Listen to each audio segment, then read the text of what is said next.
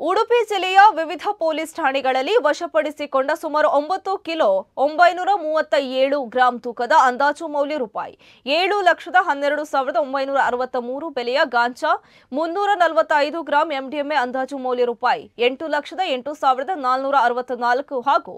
ಮೌಲ್ಯರಹಿತ 61 gram 430 milligram ಬಿಳಿ powder ಅನ್ನು ಪಡುಬಿದ್ರೆ ಠಾಣಾ ಸರಹದ್ದಿನ ಆಯುಷ್ ಎನ್ವಿರೋ ಪ್ರೈವೇಟ್ ಲಿಮಿಟೆಡ್ ಎಂಬಲ್ಲಿ ನಾಶಪಡಿಸಲಾಗಿದೆ. ನಾಶಪಡಿಸಿದ ಮಾದಕ ದ್ರವ್ಯದ ಒಟ್ಟು ಅಂದಾಜು ಮೌಲ್ಯ ರೂಪಾಯಿ 15,21,427 ಆಗಿದ್ದು ಈ ಕಾರ್ಯಾಚರಣೆಯಲ್ಲಿ ಉಡುಪಿ ಜಿಲ್ಲೆಯ ಪೊಲೀಸ್ ವರಿಷ್ಠಾಧಿಕಾರಿ ಹಾಗೂ ಜಿಲ್ಲಾ ಡ್ರಗ್ ಡಿಸ್ಪೋಸಲ್ ಕಮಿಟಿ ಅಧ್ಯಕ್ಷರಾದ ಹರಿರಾಮ್ ಶಂಕರ್, ಜಿಲ್ಲಾ ಡ್ರಗ್ ಡಿಸ್ಪೋಸಲ್ ಕಮಿಟಿ ಸದಸ್ಯರು ಹಾಗೂ ಸಹಾಯಕ ಪೊಲೀಸ್ ಅಧೀಕ್ಷಕರಾದ ಡಾ ಹರ್ಷ ಪ್ರಿಯವಂದ ಮತ್ತು